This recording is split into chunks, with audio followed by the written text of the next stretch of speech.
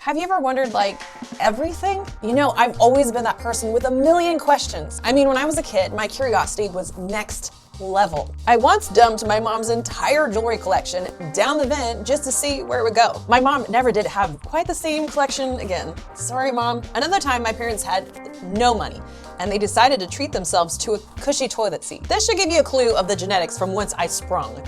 Who treats themselves to a cushy toilet seat? So my parents invited some friends over, and I took advantage of their distraction to enjoy puncturing the toilet seat with a needle. It made the most satisfying popping sound. I know, I was a delight to raise. Oh, and as a teenager, I sampled some deodorant purely to satisfy my burning question.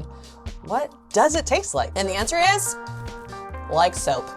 Not great, but hey, curiosity satisfied. The thing is, I haven't grown out of my curiosity, and I hope that you haven't either. That's exactly why I started this channel, to feed that never-ending curiosity that we all have. The name Encyclopedia Ange is a mashup of two things. Obviously, encyclopedias, because they're where you go when you want information if you were a pre-internet child like myself. The other is this legendary kid detective character from children's chapter books that I used to read called Encyclopedia Brown. Evidently, there was a TV show as well, but I read it in book format because my mom stoked my imagination by keeping the TV mostly turned off.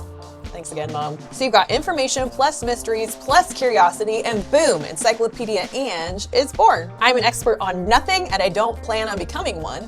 I'd rather be a jack of all trades when it comes to learning. So, did you know that there were women who painted plain dials with toxic paint that made their bones glow in the dark? Or where the origin for the saying, blow smoke up their rear, comes from? Have you heard of the plague that made people dance uncontrollably in the streets? If this has you curious, stick around. If you're like me and you have all the questions, subscribe and join me as we dive into quirky histories and questionable facts. Curiosity never quits, and neither do I. See you next time.